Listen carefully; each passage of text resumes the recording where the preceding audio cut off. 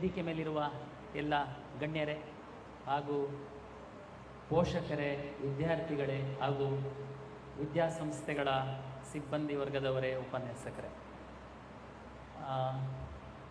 ಇದೊಂದು ನನಗೆ ಸೌಭಾಗ್ಯ. ತಮಗೆಲ್ಲ ಗೊತ್ತಿದೆ, ಪ್ರಜಾವಾಣಿ ಮತ್ತು ಡೆಕ್ಕನ್ ಹೆರಾಲ್ಡ್ ಅಂತಂದರೆ ಒಂದು ಇತಿಹಾಸ. ನಾವೆಲ್ಲ ಸ್ಟೂಡೆಂಟ್ ಆಗಿದ್ದಾಗಿಂದನೂ ಓದಿದ್ದಂತಹ ಪತ್ರಿಕೆ.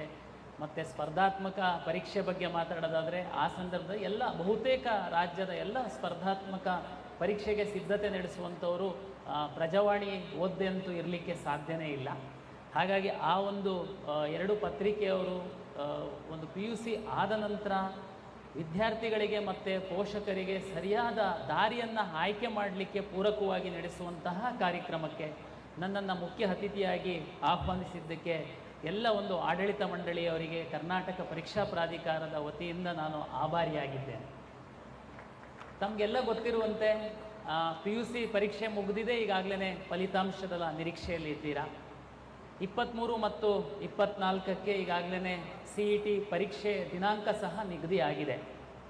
ತಮಗೆಲ್ಲ ಗೊತ್ತಿರುವಂತೆ PCMB 4 ಸಬ್ಜೆಕ್ಟ್ಗಳಲ್ಲಿ ಕರ್ನಾಟಕ ಸಾಮಾನ್ಯ ಪ್ರವೇಶ ಪರೀಕ್ಷೆಯನ್ನು ಪ್ರತಿ ವರ್ಷ ನಾವು ನಡೆಸ್ತಾ ಬರ್ತಾಯಿದ್ದೀವಿ. ತಮಗೆಲ್ಲ ಗೊತ್ತಿರುವಂತೆ ನೀಟ್ ಪರೀಕ್ಷೆಗಿಂತ ಮೊದಲು ಮೆಡಿಕಲ್, ಡೆಂಟಲ್, ಆಯುಷ್ಗೆ ಸಹ ಕರ್ನಾಟಕ ಸಾಮಾನ್ಯ ಪ್ರವೇಶ ಪರೀಕ್ಷೆಯ ಅಂಕಗಳನ್ನೇ ಆಧರಿಸಿ, ಆ ರ್ಯಾಂಕನ್ನು ಆಧರಿಸಿ ಸೀಟು ಹಂಚಿಕೆ ಆಗ್ತಾಯಿತ್ತು. ಈಗ ನೀಟ್ ಪರೀಕ್ಷೆ ಬಂದ ನಂತರ ಮೆಡಿಕಲ್ಲು, ಡೆಂಟಲ್ಲು ಮತ್ತು ಆಯುಷ್ಗೆ ನೀಟ್ ರ್ಯಾಂಕ್ ಆಧರಿಸಿ ಸೀಟನ್ನು ಕರ್ನಾಟಕ ಪರೀಕ್ಷಾ ಪ್ರಾಧಿಕಾರವೇ ಹಂಚಿಕೆಯನ್ನು ಮಾಡುತ್ತೆ. ಉಳಿದಂತೆ ತಮಗೆಲ್ಲ ಗೊತ್ತಿರುವಂತೆ ಕರ್ನಾಟಕ ಇಡೀ ದೇಶದಲ್ಲಿ ತಾಂತ್ರಿಕ ಶಿಕ್ಷಣಕ್ಕೆ ಭಾಳ ಒಂದು ಮಹತ್ವವನ್ನು ಗಳಿಸಿರುವಂಥದ್ದು, ಅತ್ಯಂತ ಹೆಚ್ಚಿನ ಇಂಜಿನಿಯರಿಂಗ್ ಕಾಲೇಜ್ ಇರುವಂಥದ್ದು ಮತ್ತು ಪ್ರತಿಷ್ಠಿತ ಇಂಜಿನಿಯರಿಂಗ್ ಕಾಲೇಜ್ಗಳಿರುವಂಥದ್ದು. ಇಡೀ ದೇಶದಲ್ಲಿ ಬೆಂಗಳೂರಲ್ಲಿ ಅತ್ಯಂತ ಹೆಚ್ಚಿನ IT ಕಂಪನಿಗಳು ಸಹ ಇದೆ. ತಮಗೆಲ್ಲ ಗೊತ್ತಿರುವಂತೆ ದೇಶದ ಎಲ್ಲ ಭಾಗಗಳಿಂದ ಕರ್ನಾಟಕ ರಾಜ್ಯಕ್ಕೆ ಒಂದು ತಾಂತ್ರಿಕ ಶಿಕ್ಷಣವನ್ನು ಕಲೀಲಿಕ್ಕೆ ಬರ್ತಾರೆ. ಆದರೆ ಕರ್ನಾಟಕ ಪರೀಕ್ಷಾ ಪ್ರಾಧಿಕಾರದ ಒಂದು ವೈಶಿಷ್ಟ್ಯ ಏನು ಅಂತಂದರೆ, ಇಂಜಿನಿಯರಿಂಗ್ ಕಾಲೇಜಿಗೆ ಸಂಬಂಧಪಟ್ಟಂತೆ ನಾವು CET ಪರೀಕ್ಷೆಯ ರ್ಯಾಂಕ್ ಆಧರಿಸಿ ಕನ್ನಡಿಗರಿಗೆ ಮಾತ್ರ ನಾವು ಸೀಟನ್ನು ಹಂಚಿಕೆ ಮಾಡುವಂಥದ್ದು ತಮಗೆಲ್ಲ ಗೊತ್ತಿದೆ. ಹಾಗಾಗಿ CET ಪರೀಕ್ಷೆಗೆ ಭಾಳ ಮಹತ್ವ ಇದೆ. ಪರೀಕ್ಷೆ ಅಂತಿದ್ದಂಗೆ ಈಗ ಸಾಕಷ್ಟು ವಿದ್ಯಾರ್ಥಿಗಳು, ಪೋಷಕರು, ಸುಮಾರು ವಿದ್ಯಾರ್ಥಿಗಳು PUC ಪರೀಕ್ಷೆ ಮುಗಿದ ನಂತರ ಈಗ ತಾವು ಪ್ರಿಪ್ರೇಷನನ್ನು ಮಾಡ್ತಾಯಿದ್ದೀರಾ. ಕೆಲವರು ಲಾಂಗ್ ಟರ್ಮಿಗೆ ಕೋಚಿಂಗ್ ಹೋಗ್ತಾಯಿದ್ದೀರಾ. ಕಾಲೇಜವರು ಕ್ರ್ಯಾಶ್ ಕೋರ್ಸನ್ನು ಮಾಡ್ತಾಯಿದ್ದಾರೆ. ಸರ್ಕಾರಿ ಕಾಲೇಜುಗಳಲ್ಲಿ ಸಹ ಅಲ್ಲಿ ಇಲ್ಲಿ ಕೆಲವೊಂದು ಆಸಕ್ತ ವಿಜ್ಞಾನ ಉಪನ್ಯಾಸಕರು ತರಬೇತಿಯನ್ನು ನೀಡ್ತಾ ಇದ್ದಾರೆ. ನಾನು ಪರೀಕ್ಷಾ ಪ್ರಾಧಿಕಾರದ ಒಂದು ಮುಖ್ಯಸ್ಥನಾಗಿ CET ಪರೀಕ್ಷೆಯ ಕುರಿತು ಸಂಕ್ಷಿಪ್ತವಾಗಿ ನಾನು ತಮಗೆ ಹೇಳುವಂಥದ್ದು ಅಂತಂದರೆ, ಅತ್ಯಂತ ಪಾರದರ್ಶಕವಾಗಿ ಈ ಪರೀಕ್ಷೆಯನ್ನು ನಾವು ನಡೆಸ್ತೀವಿ. ತಮಗೆಲ್ಲ ಗೊತ್ತಿರುವಂತೆ ಪರೀಕ್ಷೆ ಅಂತಿದ್ದಂಗೆ ಒಂದಷ್ಟು ಜನರು ಬೇರೆ ಬೇರೆ ಮಾರ್ಗಗಳ ಬಗ್ಗೆ, ಕೆಲವು ಅತೃಪ್ತ ವಿದ್ಯಾರ್ಥಿಗಳಿಗೆ, ಪೇರೆಂಟ್ಸ್ಗಳಿಗೆ ಸ್ವಲ್ಪ ದಿಕ್ಕು ತಪ್ಪಿಸುವಂತಹ ಕೆಲಸ ಅವಾಗವಾಗ ಆಗ್ತಾ ಇರುತ್ತೆ. ನಾವು ಪತ್ರಿಕೆಗಳಲ್ಲಿ ನೋಡ್ತಾ ಇರ್ತೀವಿ. ನಾವು ಪರೀಕ್ಷಾ ಪ್ರಾಧಿಕಾರದ ವತಿಯಿಂದ CET ಪರೀಕ್ಷೆಯನ್ನು ನಡೆಸಿ ಅದರ ರ್ಯಾಂಕ್ ಆಧರಿಸಿ ನಾವು ವಿವಿಧ ಕೋರ್ಸ್ಗಳಿಗೆ ನಾವು ಏನು ಸೀಟನ್ನು ಹಂಚಿಕೆ ಮಾಡುವಾಗ ನಾವು ಅತ್ಯಂತ ಪಾರದರ್ಶಕವಾಗಿ ಪರೀಕ್ಷೆ ನಡೆಸಿ ರ್ಯಾಂಕನ್ನು ಕೊಡಬೇಕಾಗುತ್ತೆ. ಏನಪ್ಪ ಪಾರದರ್ಶಕತೆ KEA ತಗೊಂಡು ಬಂದಿದೆ ಅಂತಂದರೆ, ತಮಗೆಲ್ಲ ಗೊತ್ತಿರುವಂತೆ ಈಗಾಗಲೇ ಕಳೆದ ವರ್ಷ ಸಹ ನಾವು ಮಾಡಿದ್ವಿ. ಪರೀಕ್ಷೆಯನ್ನು 60, ತಮಗೆ ಗೊತ್ತಿದೆ 60 ಕ್ವಶನ್ಸ್ ಇರುತ್ತೆ ಆ ಪರೀಕ್ಷೆ ನಾವು ಮಾಡುವಂಥದ್ದು. ಪರೀಕ್ಷೆ ಆದ ತಕ್ಷಣ ಎಲ್ಲ OMR ಶೀಟ್ಗಳು ವಿದ್ಯಾರ್ಥಿಗಳದ್ದು KEA ವೆಬ್ಸೈಟಲ್ಲಿ ನಾವು ಅಪ್ಲೋಡ್ ಮಾಡ್ತೀವಿ.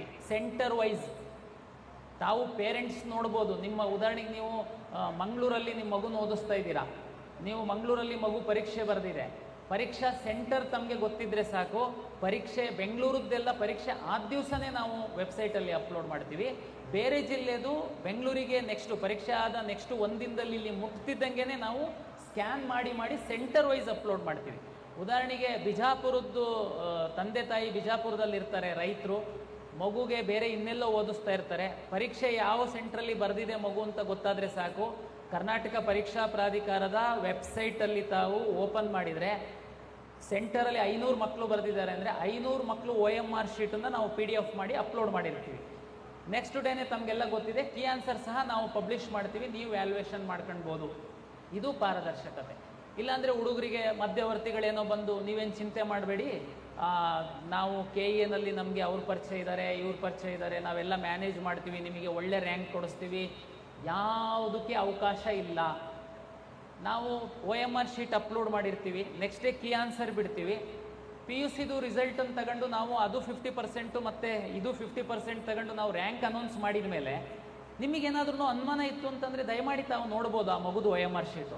ಯಾಕೆಂದರೆ ರ್ಯಾಂಕ್ ಸಹ ನಾವು ಹಾಕಿರ್ತೀವಿ, ಎಲ್ಲ ಮಕ್ಕಳದು ರ್ಯಾಂಕ್ ಹಾಕ್ತೀವಿ. ನಿಮಗೆ ಅನುಮಾನ ಇದ್ದರೆ ಆ ಮಗುದು OMR ಶೀಟ್ ತೆಗೆದು ತಾವು ನೋಡ್ಬೋದು. ಅಷ್ಟು ಪಾರದರ್ಶಕತೆಯನ್ನು ನಾವು ಕರ್ನಾಟಕ ಪರೀಕ್ಷಾ ಪ್ರಾಧಿಕಾರದ ವತಿಯಿಂದ ತೆಗೆದುಕೊಂಡು ಬಂದಿದ್ದೀವಿ. ಪರೀಕ್ಷೆ ಸಂದರ್ಭದಲ್ಲಿ ಇಲ್ಲ ಸರ್, ಪರೀಕ್ಷಾ ಕೇಂದ್ರದಲ್ಲಿ ಯಾರೋ ಒಬ್ಬ ಬುದ್ಧಿವಂತ ವಿದ್ಯಾರ್ಥಿನ ಕಳಿಸಿ ಪರೀಕ್ಷೆ ಬರೆಸ್ತಾರೆ, ಸಾಧ್ಯ ಇಲ್ಲ. ತಾವು ಆಧಾರ್ ಬೇಸ್ಡ್ ಅಪ್ಲಿಕೇಶನ್ ಮಾಡಿದ್ವಿ ನಾವು, ತಾವು ಆಧಾರದ್ದೊಂದು ಫೋಟೋ ಇದೆ, ಜೊತೆಗೆ ತಾವು ಅಪ್ಲಿಕೇಶನ್ ಹಾಕುವಂತಹ ಸಂದರ್ಭದಲ್ಲಿ ನಿಮಗೆ ಒಂದು ಪಾಸ್ಪೋರ್ಟ್ ಸೈಜ್ದು ಕ್ಲಿಯರ್ ಇರುವಂಥದ್ದು ಒಂದು ಫೋಟೋ ಅಪ್ಲೋಡ್ ಮಾಡೋದಕ್ಕೆ ನಾವು ಹೇಳಿದ್ದೀವಿ. ತಾವೆಲ್ಲ ಅಪ್ಲೋಡ್ ಮಾಡಿದ್ದೀರಾ. ನೀವು 23ನೇ ತಾರೀಕು ಪರೀಕ್ಷಾ ಕೇಂದ್ರಕ್ಕೆ ಬರ್ತಿದ್ದಂಗೆ ನಿಮಗೆ ಮೊಬೈಲ್ ಆ್ಯಪಲ್ಲಿ ನಿಮ್ಮ ಫೋಟೋವನ್ನು ಕ್ಯಾಪ್ಚರ್ ಮಾಡ್ತೀವಿ. ನೀವು ಆಧಾರಲ್ಲಿ ಹಾಕಿರುವಂತಹ ಫೋಟೋ, ನೀವು ಅಪ್ಲಿಕೇಶನಲ್ಲಿ ಅಪ್ಲೋಡ್ ಮಾಡಿರುವಂತಹ ಫೋಟೋ, ನೀವು ಪರೀಕ್ಷಾ ಕೇಂದ್ರಕ್ಕೆ ಬಂದಿರುವಂಥವ್ರು ನೀವೇನಾ, ಖಾತ್ರಿ ಆದಮೇಲೆ ನಾವು ಪರೀಕ್ಷಾ ಕೇಂದ್ರದೊಳಗಡೆ ನಿಮ್ಮನ್ನು ಪ್ರವೇಶ ಬಿಡುವಂಥದ್ದು. ಏನಾದ್ರೂ ಉದ್ದೇಶಪೂರ್ವಕವಾಗಿ ಏನಾದರೂ ಮಾಡಲಿಕ್ಕೆ ಹೋದರೆ ಅವರು ಪರೀಕ್ಷಾ ಕೇಂದ್ರದ ಒಳಗಡೆ ಹೋಗಲ್ಲ, ಅವರು ಪೊಲೀಸ್ ಸ್ಟೇಷನಿಗೆ ಹೋಗ್ತಾರೆ. ಇದಕ್ಕೆ ಎಲ್ಲ ವ್ಯವಸ್ಥೆಯನ್ನು ನಾವು ಮಾಡಿರ್ತೀವಿ. ಹಾಗಾಗಿ ನಾವು ಎಲ್ಲಿ ಸಹ ಲೋಪ ಆಗದಿಲ್ದಿರೋ ಥರ ಪಾರದರ್ಶಕವಾಗಿ ಪರೀಕ್ಷೆ ನಡೆಸಲಿಕ್ಕೆ ಬೇಕಾದಂತಹ ವ್ಯವಸ್ಥೆಯನ್ನು ನಾವು ಮಾಡಿಕೊಂಡಿದ್ವಿ. ತಮಗೆಲ್ಲ ಗೊತ್ತಿದೆ, 3,50,000 ವಿದ್ಯಾರ್ಥಿಗಳು ಪರೀಕ್ಷೆಯನ್ನು ಬರೀತಾ ಇದ್ದಾರೆ. ಹಿಂದೆಲ್ಲ ಏನಿರ್ತಿತ್ತು ಅಂತಂದರೆ, ಈ ಪರೀಕ್ಷಾ ಕೇಂದ್ರದೊಳಗಡೆ ಹೋಗುವಾಗ ಫ್ರಿಸ್ಕಿಂಗ್ ಮಾಡುವಂಥದ್ದಕ್ಕೆ ಟೀಚರ್ಸಿಗೆ ನೇಮಕ ಮಾಡ್ತಾಯಿದ್ರು. ಟೀಚರ್ಸಿಗೆ ಯಾವುದೇ ರೀತಿ ಫ್ರಿಸ್ಕಿಂಗ್ ಮಾಡುವಂಥದ್ದಕ್ಕೆ ಟ್ರೈನಿಂಗು ಮತ್ತೊಂದು ಆಗಿರಲ್ಲ. ನಾವು ಕಳೆದ ವರ್ಷದಿಂದ ಹೋಮ್ ಗಾರ್ಡ್ಸ್ ಸೇವೆ ತಗೊಳ್ತಾ ಇದ್ದೀವಿ. 100 ವಿದ್ಯಾರ್ಥಿಗಳಿಗೆ ಒಬ್ಬರು ಹೋಮ್ ಗಾರ್ಡ್ಸ್, 1 ಸೆಂಟರಿಗೆ ಒಬ್ಬರು ಇನ್ಸ್ಪೆಕ್ಟರ್. ಹಾಗಾಗಿ ವ್ಯವಸ್ಥಿತವಾಗಿ ನಾವು ಫ್ರಿಸ್ಕಿಂಗ್ ಮಾಡಿ ಒಳಗಡೆ ಬಿಡ್ತೀವಿ. ಅಂದರೆ ಯಾವುದೇ ಮಾಲ್ ಪ್ರಾಕ್ಟೀಸ್ ಆಗಲಿಕ್ಕೆ ಪರೀಕ್ಷೆ ಒಳಗಡೆ ಅವಕಾಶ ಇಲ್ದಿರೋ ಥರ ನಾವು ಪರೀಕ್ಷೆಯನ್ನು ನಡೆಸ್ತೀವಿ. ವಿದ್ಯಾರ್ಥಿಗಳು ಮತ್ತು ಪೋಷಕರಿಗೆ ನನ್ನ ವಿನಂತಿ, ನೀವು ಬೇರೆ ಯಾವುದೇ ಮಾರ್ಗವನ್ನು ನೋಡಬೇಡಿ. ದಯಮಾಡಿ ಹಾರ್ಡ್ ವರ್ಕ್ ಮಾಡಿ. ನಿಮ್ಮ ಮಕ್ಕಳಿಗೆ ಇನ್ನೂ ಸಮಯ ಇದೆ. ಪೂರ್ತಿ ಈ ಸೋಷಿಯಲ್ ಮೀಡಿಯಾ, TV, ಮೊಬೈಲು ಎಲ್ಲದರಿಂದ ದೂರ ಇಟ್ಟು ನೀವು 23ನೇ ತಾರೀಕಿನ ತನಕ ತುಂಬ ನೀವು ಕಷ್ಟಪಟ್ಟು ಓದಿದರೆ ಒಳ್ಳೆ ರ್ಯಾಂಕ್ ಬರುತ್ತೆ. ಆ ಕಡೆಗೆ ಮತ್ತೆ 3ನೇ ತಾರೀಕಿಗೆ ನಿಮಗೆ ನೀಟ್ ಇದೆ. ಯಾರು ನೀಟ್ ಆಸ್ಪಿರೆಂಟ್ಸ್ ಇದ್ದೀರಾ, CET ಒಂದು ನಿಮಗೊಂದು ಪ್ರಿಪ್ರೇಟ್ರಿ ಥರ. ಯಾರು ನೀವು CET ಬರೀತೀರಾ, ನೆಕ್ಸ್ಟು ನಿಮಗೆ ಅದು ಒಂದು ಮಾಕ್ ಎಕ್ಸಾಮ್ ಥರ ಆಗುತ್ತೆ. ನೀವು ನೀಟ್ ಸಹ ಚೆನ್ನಾಗಿ ಬರಿಬೋದು. ಒಂದು ವೇಳೆ CETನಲ್ಲಿ ಸ್ವಲ್ಪ ಡಲ್ ಆಯಿತು, ಯಾವುದೋ ಒಂದು ಪೇಪರಲ್ಲಿ ಸ್ವಲ್ಪ ನಿಮಗೆ ಏನು ಚಿಂತೆ ಮಾಡೋ ಅಗತ್ಯ ಇಲ್ಲ. ಯಾಕೆಂದರೆ ಅದು ಒಂದು ಪತ್ರಿಕೆಯ ಮೇಲೆ ನಿಮ್ಮ ರ್ಯಾಂಕು ನಿರ್ಧಾರ ಆಗಲ್ಲ. ಹಾಗಾಗಿ ಯಾವುದೇ ಸಂದರ್ಭದಲ್ಲಿ ತಾವು ನಿರಾಶರಾಗಬಾರ್ದು. ನಿರಂತರವಾಗಿ ನೀವು ಆಶಾಭಾವನೆಯಿಂದ ಮುಂದೋಗಬೇಕು ಅಂತ. ತಮಗೆಲ್ಲ ಗೊತ್ತಿದೆ, ಇಂಜಿನಿಯರಿಂಗ್ ರ್ಯಾಂಕ್ ಕೊಡುವಂಥದ್ದು PUC PCMದು 50% ಮತ್ತು ನಮ್ಮ PCM ಪತ್ರಿಕೆದು 50% ತಗೊಂಡು ನಾವು ಇಂಜಿನಿಯರಿಂಗ್ ರ್ಯಾಂಕನ್ನು ಕೊಡ್ತೀವಿ. ಅಗ್ರಿಕಲ್ಚರ್ದು PCMB ಮತ್ತು ಇಲ್ಲಿ ನಮ್ಮ CET PCMB. ಅದೇ ರೀತಿ ನಿಮಗೆ ವೆಟರ್ನರಿ ಸೈನ್ಸಿಗೆ ಏನಾದರೂ ತಾವು ಬರ್ತೀರಾ ಅಂತಂದರೆ ಅದರಲ್ಲಿ ಓನ್ಲಿ CETದು PCB ಮಾರ್ಕ್ಸ್ ಆಧರಿಸಿ ನಾವು ರ್ಯಾಂಕ್ ಕೊಡುವಂಥದ್ದು. ಹಾಗಾಗಿ ತುಂಬ ವಿದ್ಯಾರ್ಥಿಗಳು ನೀಟ್ ಪರೀಕ್ಷೆ ಬರೀತಾರೆ, ನಮ್ಮ CET ಪರೀಕ್ಷೆ ಬರೆದಿರ್ತಾರೆ. ಹಾಗಾಗಿ ನೀವು PUC ಮಾರ್ಕ್ಸು ಸಹ ಆಧರಿಸಿ ನಮ್ಮ ರ್ಯಾಂಕು ಕೊಡೋದ್ರಿಂದ ನೀವು ಯಾವುದೋ ಒಂದು ಪತ್ರಿಕೆಯಲ್ಲಿ ಸ್ವಲ್ಪ ಡಲ್ ಆದರೆ ನೀವು ನಿರಾಶರಾಗಿ ಉಳಿದ ಪತ್ರಿಕೆಗಳಿಂದ ನೀವು ವಂಚಿತರಾಗಕ್ಕೆ ಹೋಗಬೇಡಿ. ನೀವು ಒಂದು ಹೋದರೆ ಹೋಯ್ತು, ಇನ್ನು 3 ಪತ್ರಿಕೆ ಇರುತ್ತೆ, 2 ಹೋದರೆ ಹೋಯಿತು, ಇನ್ನೂ 2 ಪತ್ರಿಕೆ ಇರುತ್ತೆ. ನೀವು ಕೊನೆ ತನಕ ಅಷ್ಟೇ ಜೋಶಾಗಿ ಓದ್ತು ಅಂತಂದರೆ ನಿಮಗೆ ಒಂದು ಸಾಧನೆ ಮಾಡಲಿಕ್ಕೆ ಸಾಧ್ಯತೆ ಇದೆ. ಓಕೆ, ಪರೀಕ್ಷೆ ಆಯಿತು. ಕರ್ನಾಟಕ, ಇಡೀ ದೇಶದಲ್ಲಿ ಕರ್ನಾಟಕದಲ್ಲಿ ಮಾಡುವಂತಹ ಕೌನ್ಸಿಲಿಂಗು ಒಂದು ಮಾದರಿ ಕೌನ್ಸಿಲಿಂಗ್. ತಮಗೆಲ್ಲ ಗೊತ್ತಿದೆ ಏನಾಗುತ್ತೆ, ಕೆಲವು ರಾಜ್ಯಗಳಲ್ಲಿ, ಉದಾಹರಣೆಗೆ ಮಹಾರಾಷ್ಟ್ರನೇ ನಾವು ತೆಗೆದುಕೊಂಡ್ರೆ ಫಾರ್ಮ್ ಸೈನ್ಸಿಗೆ ಸಪ್ರೇಟ್ ಎಕ್ಸಾಮ್, ಸಪ್ರೇಟ್ ಕೌನ್ಸಿಲಿಂಗ್. ಇಂಜಿನಿಯರಿಂಗಿಗೆ separate exam, separate counselling. But ಕರ್ನಾಟಕದಲ್ಲಿ ಮತ್ತು ಎಲ್ಲದಕ್ಕೂ ಸಹ ಅವರು ಸಪ್ರೇಟ್ ಮಾಡ್ತಾರೆ. ನೀಟ್ ರಿಸಲ್ಟ್ ತಗೊಂಡ್ಬಿಟ್ಟು ನೀಟಿಂದು ಸಪ್ರೇಟ್ ಮಾಡ್ತಾರೆ. ಕರ್ನಾಟಕದಲ್ಲಿ ನೋಡಿ, ಸಿ ಇ ಟಿ ಎಕ್ಸಾಮನ್ನು ನಾವು ಮಾಡಿ, ಸಿ ಇ ಟಿ ಪರೀಕ್ಷೆ ಮತ್ತು ಪಿ ಯು ಸಿ ಮಾರ್ಕ್ಸನ್ನು ಆಧರಿಸಿ ನಾವು ಇಂಜಿನಿಯರಿಂಗ್, ಫಾರ್ಮ್ ಸೈನ್ಸ್, ವೆಟರ್ನರಿ ಮತ್ತು ನಿಮಗೆ B pharma, pharma D, B S C nursing, allied health sciences, ಇದು ಎಲ್ಲದಕ್ಕೆ ನಾವು ಪ್ರತ್ಯೇಕ ರ್ಯಾಂಕನ್ನು ಕೊಟ್ಟು ಸೀಟನ್ನು ಅಲಾಟ್ ಮಾಡ್ತೀವಿ. ನೀಟ್ ರ್ಯಾಂಕನ್ನು ತಗೊಂಡು M B B S, dental ಮತ್ತು ಆಯುಷ್ಗೆ ನಾವು ಸೀಟ್ ಅಲಾಟ್ ಮಾಡುವಂಥದ್ದು. ನೀವು ಅರ್ಥ ಮಾಡಿ, ನಮ್ಮ ಪೇರೆಂಟ್ಸ್ ಹೇಗಿದ್ದಾರೆ ಅಂದರೆ, ಅವ್ರದ್ದು ದಿ ಬೆಸ್ಟು ಫಸ್ಟು ಆಯ್ಕೆ ಮೆಡಿಕಲ್, ಸಿಕ್ಕಿಲ್ಲ ಅಂತಂದರೆ ನೆಕ್ಸ್ಟು ಡೆಂಟಲ್ಲು, ಅದು ಸಿಕ್ಕಿಲ್ಲ ಅಂತಂದರೆ ಇಂಜಿನಿಯರಿಂಗ್, ಈ ಥರದ್ದು ಮನಸ್ಥಿತಿ ಇರುವಂಥದ್ದು. ಹಾಗಾಗಿ ನಾವು ಕಂಬೈನ್ಡ್ ಸೀಟ್ ಅಲಾಟ್ಮೆಂಟ್ ಮಾಡೋದ್ರಿಂದ ಇದು ನಮ್ಮ ಕನ್ನಡಿಗರಿಗೆ, ಕರ್ನಾಟಕದ ವಿದ್ಯಾರ್ಥಿಗಳಿಗೆ ಅನುಕೂಲ ಆಗುತ್ತೆ. ಕೆಲವರು ಹೇಳ್ತಾರೆ, ಇಲ್ಲ ಸರ್ ನಾನು ಬರೀ ಮೆಡಿಕಲ್ಲಿಗೆ ಹೋಗುವಂಥದ್ದು, ನೀವು ಇಂಜಿನಿಯರ್ ಸೀಟ್ ಮ್ಯಾಟ್ರಿಕ್ಸ್ ಬಂದಿಲ್ಲ, ಡಿಲೇ ಆಗ್ತಾ ಇದೆ, ನಮಗೆಲ್ಲ ಸುಮ್ಮನೆ ಕಾಯಿಸ್ತಿರಲ್ಲ ಸರ್. ಕೆಲವರು, ಇಲ್ಲ ಸರ್ ನಾನು ಬರೀ ಇಂಜಿನಿಯರಿಂಗ್ ಹೋಗುವಂಥದ್ದು, ನಾನು ಮೆಡಿಕಲ್ ನೀಟ್ ಎಕ್ಸಾಮೇ ಬರೆದಿಲ್ಲ, ಎಮ್ ಸಿ ಸಿ ಅವರು ಮೆಡಿಕಲ್ದು ಡೇಟ್ ಕೊಡುವಂಥದ್ದು, ಅವರಿಗೋಸ್ಕರ ನಮಗೆಲ್ಲ ಕಾಯಿಸ್ತಿರಲ್ಲ ಸರ್. ಏನು ಚಿಂತೆ ಮಾಡಬೇಡಿ, ನೀವು 1 ತಿಂಗಳು ಅಥವಾ 1.5 ತಿಂಗಳು ಈ ಎಂಟೈರ್ ಪ್ರೋಸೆಸ್ಸಿಗೋಸ್ಕರ ನೀವು ಕಾದರೆ, ಇಲ್ಲ ನೀವು ಬೇಗ ಇಂಜಿನಿಯರಿಂಗ್ ಸೀಟಲ್ಲಿ ಅಡ್ಮಿಷನ್ ಮಾಡ್ಕೊಂಡು ಹೋಗ್ಬಿಟ್ರೆ ನಿಮಗೇನು ಅವ್ರು ಪಾಠ ಮಾಡಲ್ಲ. ಎಲ್ಲ ನಿಮ್ಮದು ಟೈಮ್ ಟೇಬಲ್ ಕೊಡುವಂಥದ್ದು ಮೆಡಿಕಲ್ಲಿಗೆ ಎನ್ ಎಮ್ ಸಿ ಅವರೇನೆ ಕೊಡ್ತಾರೆ, ನಾವು ಎ ಐ ಸಿ ಟಿ ಅವರು ಇಂಜಿನಿಯರಿಂಗಿಗೆ ಕೊಡ್ತಾರೆ. ಹಾಗಾಗಿ ನಾವು ಎಲ್ಲರ ಹಿತದೃಷ್ಟಿಯನ್ನು ನೋಡಬೇಕಾಗತ್ತೆ. ಹಾಗಾಗಿ ಕರ್ನಾಟಕದ್ದು ಕಂಬೈನ್ಡ್ ಕೌನ್ಸಿಲಿಂಗ್ ಏನಿದೆ ದಿ ಬೆಸ್ಟ್ ಇದೆ. ದಯಮಾಡಿ ಎಲ್ಲರೂ ಈ ನಿಟ್ಟಲ್ಲಿ ಹೋಗಬೇಕಂತ. ಓಕೆ, ನೆಕ್ಸ್ಟು ಈಗ ಕೆಲವು ಕಾಲೇಜ್ಗಳವರು ಈಗಾಗಲೇ ಅಡ್ಮಿಷನ್ ಶುರು ಮಾಡಿಬಿಟ್ಟಿದ್ದಾರೆ.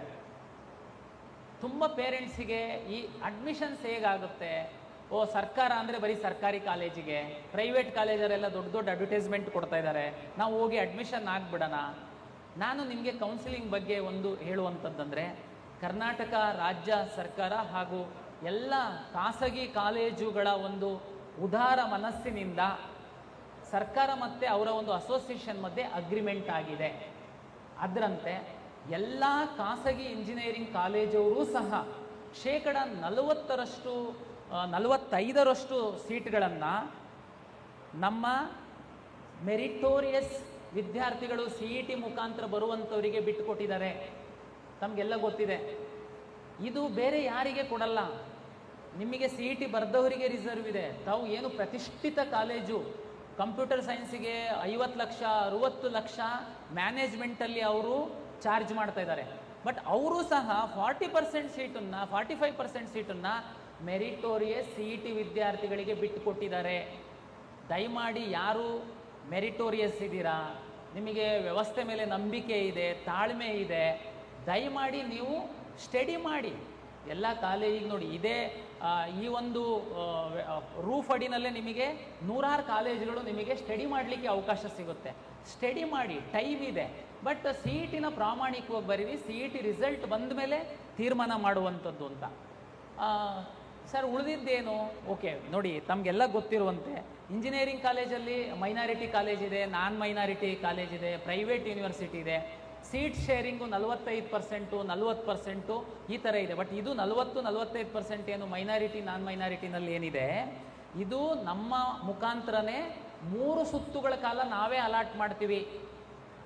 First round, second round, third round. A I C T ಅವ್ರದ್ದು ಏನು ಕಟ್ ಆಫ್ ಡೇಟ್ ಇರುತ್ತೆ, ಅದಕ್ಕೆ -10 ಡೇಸ್ ತನಕ ಕರ್ನಾಟಕ ಪರೀಕ್ಷಾ ಪ್ರಾಧಿಕಾರವೇ ಸೀಟ್ ಅಲಾಟ್ ಮಾಡುತ್ತೆ.